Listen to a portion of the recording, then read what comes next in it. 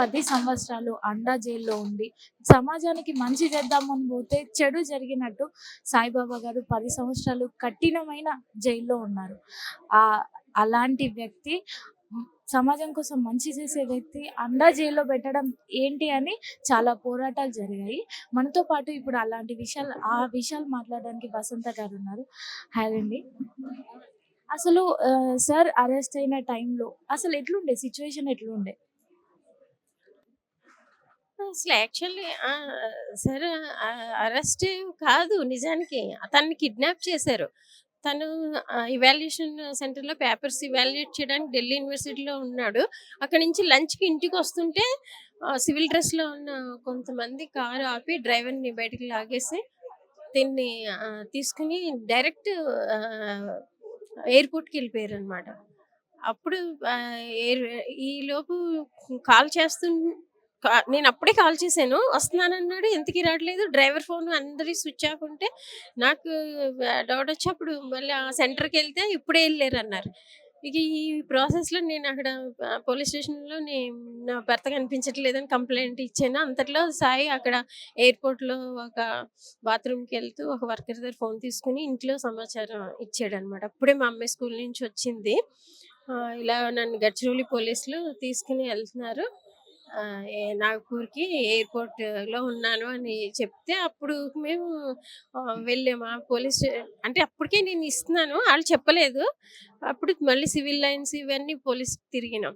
అంటే సిట్యుయేషన్ ఎట్లా ఉందంటే అది రైడ్ చేశారు. ఇంట్రాగేషన్ చేశారు. చాలా మేము ఢిల్లీ యూనివర్సిటీ క్వార్టర్స్‌లో ఉన్నాము. అక్కడంతా ఒక థ్రెటన్ మొత్తం మీద ఒక భయానక వాతావరణం సృష్టించడం కోసం క్వార్టర్ ఎక్కడుందో ఆ పూరా వీధంతా పోలీసులు, వ్యాన్‌లు, జీప్స్ నింపేశారు. ఇంటికి వెనక వైపు, ముందు వైపు ద్వారాల దగ్గర గూడా ఆహ్, పోలీసులను పెట్టేసి అంటే వీళ్ళు ఇట్లా అన్న ఒక టెర్రరిజంని అంతా సృష్టించే అలా చేశారు.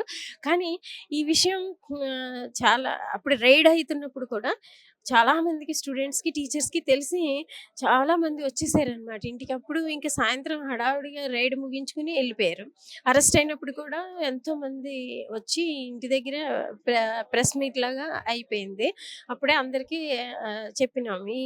ఎందుకు అరెస్ట్ చేశారో, అరెస్ట్ చేస్తున్నది ఎవ్వరో అని కూడా చెప్పుకోలేనంత భయంలో రాజ్యం ఉన్నది. ఎందుకంటే గచ్చిబౌలి పోలీసులమని కూడా చెప్పుకోలేదు వాళ్ళు. అట్లాంటి ఎందుకు ఆయనకి కనీసం life saving medicine BP medicine తెచ్చుకుంటానంటే కూడా వదలలేదు. తర్వాత పోరాటాలు ఎట్లుండే సార్‌ని అరెస్ట్ చేసి వెళ్ళిపోయిన తర్వాత? తర్వాత మీరు చాలా జరిగినియి. ఈయనకి సపోర్ట్‌గా పెద్ద ఎత్తున ఉద్యమం అక్కడ జరిగింది. అక్కడే కాదు, ఈవెన్ అన్ని స్టేట్స్‌లో కూడా. ఇక్కడ తెలంగాణ, ఆంధ్రాలో అయితే ఇంకా ఎక్కువగా జరిగినియి. ఆయన్ని రిలీజ్ చేయాలని అన్ని సంఘాలు మద్దతుతోటి చేశారు. విడివిడిగా సంఘాలు కూడా చేశారు. డిజేబిలిటీ రైట్స్ హక్కుల సంఘాలు కూడా చేసినియి. చాలా పెద్ద ఎత్తున ఆయనకి మద్దతొచ్చింది. ముఖ్యంగా స్టూడెంట్స్, టీచర్స్ చాలాను సపోర్ట్ చేశారు. అసలు అండా సీల్‌లో పెట్టేంత దౌర్జన్యం చేశారు.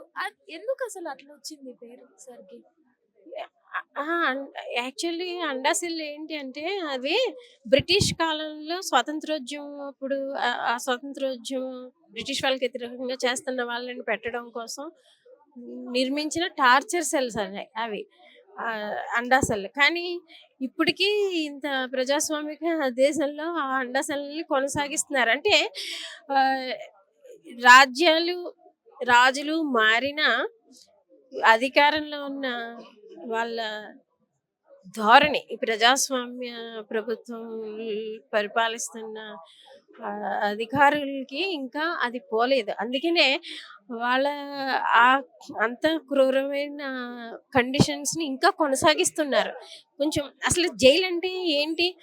రిఫార్మింగ్ అంటే నిజమైన నేరస్తుల్లో ఆ మార్పు వచ్చే ఒక సంస్థగా ఉండాల్సింది. కానీ వాళ్ళని టార్చర్ చేసే సెల్స్‌గా ఇంకా ఇంకా అణిచివేసే విధానాలు అక్కడ అవలంబిస్తున్నారు. అసలు ఈ జైల్లు లేని సమాజం ఉండాలి. అదే మా ఆకాంక్ష. సార్‌కి హెల్త్ బాగుండదు. ఆయనకి చిన్నప్పటి నుంచి హెల్త్ బాలేదు. పోలియో ఉంది అని మనకు తెలుసు. ఎట్లుంటుండే అసలు మెంటల్ స్టేటస్ గాని, ఎట్లుంటుండే జైల్‌లో ఉన్నప్పుడు మీతో లెటర్స్ రాసినప్పుడు? అదే అసలు మెయిన్ సాయికి కూడా ఇప్పుడు సాయి లేకుండా నేనెలా ఉండలేనో, సాయి కూడా నేను లేకుండా ఉండలేడు. అంత సాన్నిహిత్యం అది చిన్నప్పుడు 15 సంవత్సరాల వయసు నుంచినే. అది తను లెటర్స్‌లో వ్యక్తం చేయలేకపోయినా నాకు తెలుసు అది. అలానే అక్కడ తను కూడా చాలా షేర్ చేసుకున్నాడు కదా! అంత ఇంకా కఠినమైన పరిస్థితులు. ఇతరులని ఎంత టార్చరు, కొట్టడము ఇవన్నీ చూసి తను చాలా మానసికంగా నలిగిపోయాడు. కానీ దాన్ని తను ఏమి చేయలేకపోతున్నాను. అంటే బయట ఇప్పటివరకు అలా అణిచివేత ఉండకూడదనే కదా పోరాటం చేస్తూనే ఆయన అదే అరెస్ట్ అయ్యిండు. కానీ అక్కడ తన కళ్ళ ముందే అలాంటివి జరుగుతుంటుంటే ఆయన చాలా మానసికంగా తట్టుకోలేకపోయాడు. అదే వ్యక్తం చేసేవాడు. కానీ అవన్నీ రాయలేడు. జైలు వాళ్ళు స్క్రూటినీ చేస్తారు కదా! ఏమి రాసినా మళ్ళీ కట్ చేపిస్తారు. ఈవెన్ తన ఆరోగ్యం బాలేదన్న విషయాన్ని గూడా కొట్టేస్తారనమాట. రాయనివ్వరు. అట్లాంటి ములాఖాతుకెళ్ళినప్పుడు కొంచెం ఈ విషయాలేమైనా షేర్ చేసుకుంటాం. కానీ అది కూడా తక్కువ టైం కదా!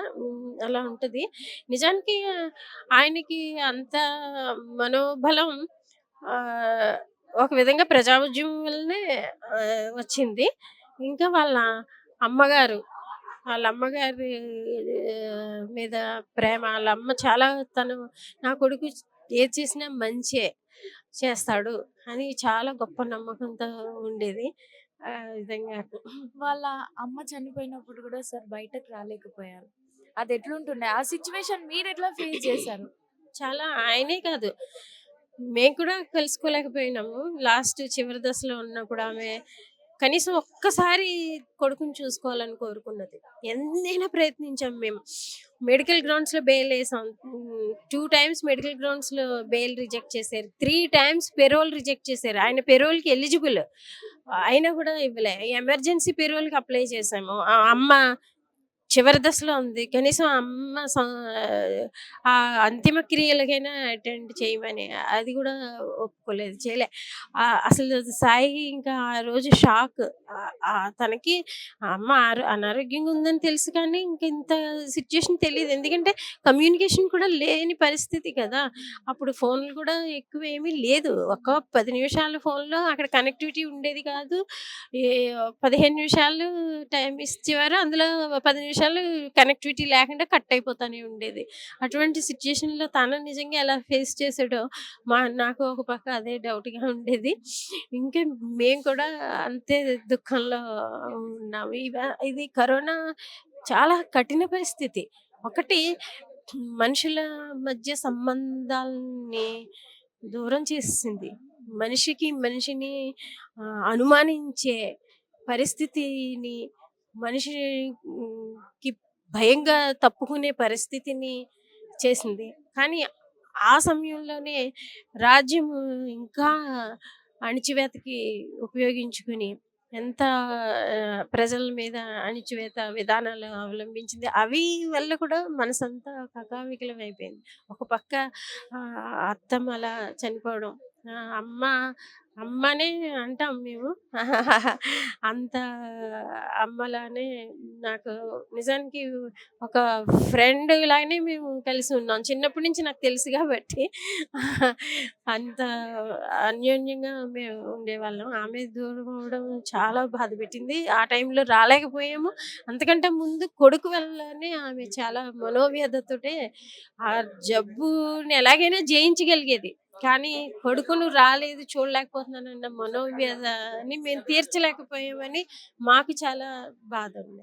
కరోనా టైంలో మనం బయటున్న వాళ్ళమే జైల్‌లో ఉన్నంత పని చేసింది కరోనా పీరియడ్. ఆ సిట్యుయేషన్‌లో ఎట్లుండేది? అసలు సార్ నుండి లెటర్స్ వచ్చాయా? మీకు మెసేజెస్ ఎట్లా అసలు? అది లేదు అసలు. అదే కదా! పోస్టల్ సర్వీస్ లేదు, ట్రైన్స్ లేవు, ములాఖాత్ లేదు, లెటర్స్ లేవు. చాలా కష్టం అయిపోయింది. అక్కడ ఎలా ఉంటున్నాడో కూడా తెలిసేది కాదు. మరి ఎప్పుడు మెడిసిన్ మేమే ఇచ్చేవాళ్ళము. లాయర్‌కిస్తే లాయర్ ఇచ్చేవారనమాట. జైల్‌లో ఎప్పుడు కూడా ఈయనకి మెడిసిన్ ఇవ్వలేదు. ఈయన ఆరోగ్యానికి సంబంధించి. అన్నీ మేమే కొని ఇచ్చేవాళ్ళం. అటువంటిది మెడిసిన్ కూడా అందట్లేదు. ఎలాగా ఈ సిట్యుయేషన్ ఫేస్ చేయాలో తెలిసేది కాదు. ఆ లాయర్స్‌తో మాట్లాడేవాళ్ళం కానీ, లాయర్స్‌ని కూడా ములాఖాత్ ఇవ్వలేదు. కనీసం లాయర్స్ ఫోన్ చేసి కనుక్కునేవారు. అట్లా ఏదైనా కొద్ది విషయాలు అది కూడా ఒక పీరియడ్‌లో అసలు ఏం తెలీదు. చాలా ఆందోళన. అలా ఉన్నాము. ఆ పరిస్థితుల్లోనే అందుకనే సుప్రీం కోర్టు తీర్పిచ్చింది అమలు పరచండని అంటుంటే, ఇక్కడ మాకేమి అవి అందలేదు అనేవారు. ఆర్డర్స్ ఏమి అందలేదని. అట్లాంటి పరిస్థితుల్లో చాలా కుమిలిపోయాము. ఎలాగా అని ఆ సమయంలోనే ఆహ్, ఈ ఇవన్నీ జరిగింది. ఈయన కూడా హంగర్ స్ట్రైక్ చేస్తానని అనటం.